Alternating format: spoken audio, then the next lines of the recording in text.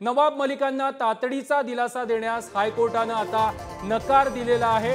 नवाब मलिकांची त्यामुळे पुन्हा एकदा जेलमध्ये रवानगी होणार का अशा चर्चा रंगू लागलेल्या आहेत। मलिकांनी जामिनाची मुदत वाढवण्यासाठी सर्वोच्च न्यायालयामध्ये जावं असं देखील हायकोर्टाने म्हटलेलं आहे।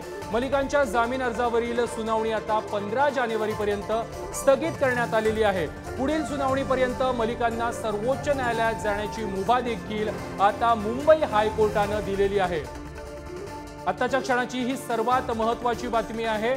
आजारपणाच्या कारणास्तव नवाब मलिक हे जामिनावर बाहेर आहेत।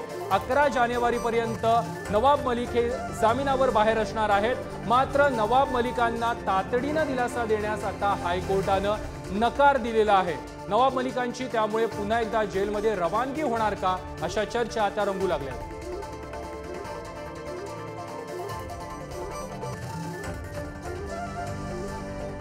आजारपणाच्या कारणास्तव नवाब मलिक हे जामिनावर बाहेर आहेत। 11 जानेवारीपर्यंत नवाब मलिक हे जामिनावर बाहेर असणार आहेत आणि त्यानंतर जामीन वाढवण्यासाठी नवाब मलिक यांनी मुंबई हायकोर्टात याचिका केलेली होती।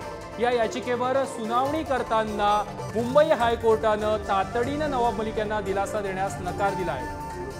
या संदर्भात अधिक माहिती देत आहेत आमचे प्रतिनिधी निखिल चव्हाण।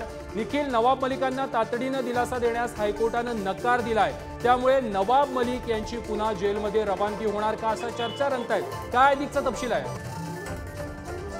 नक्कीच प्रथमेश पाटील नवाब मलिक यांची जी संपूर्णपणे दिलेली जामीन आहे तो आता 11 जानेवारी रोजी संपत आहे आणि त्यासाठी नवाब मलिकांनी हा जामीन वाढवण्यासाठी हायकोर्टामध्ये आहे ती धाव घेतलेली होती आणि यामध्ये त्यांनी मागणी देखील केलेली होती की हा जो संपूर्णपणे जामीन आहे ही जामिनाची मुदत आहे ती वाढवून देण्यात यावी।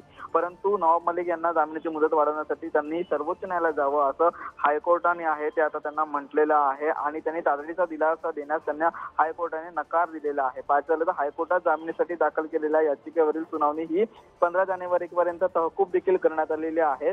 परंतु तोपर्यंत मलिकांना सर्वोच्च न्यायालयात जाण्याची मुभा आहे ती या ठिकाणी सांगण्यात आलेली आहे। परंतु आता नवाब मलिक आहे ते सर्वोच्च न्यायालयात जातात का आणि तिथून त्यांचा जामीनसाठी मुदत वाढ आहे ती घेऊन येतात का हे देखील पाहणं महत्त्वाचं ठरणार आहे। कारण या प्रकरणामध्ये जर त्यांनी जामीन आहे तो मिळवून आणला नाही तर त्यांना पुन्हा एकदा तुरुंगवास भोगण्याची जी परिस्थिती आहे ती उद्भवू शकते। त्यामुळे या संपूर्णपणे निकालाकडे एकच लक्ष लागलेलं आहे। नवाब मलिक यांना आता जामिनामध्ये मुदत वाढ होते की पुन्हा त्यांची जेलमध्ये संपूर्णपणे चर्चा आहे जी नक्कीच निखिल, धन्यवाद तुम्ही दिलेल्या माहिती संदर्भात।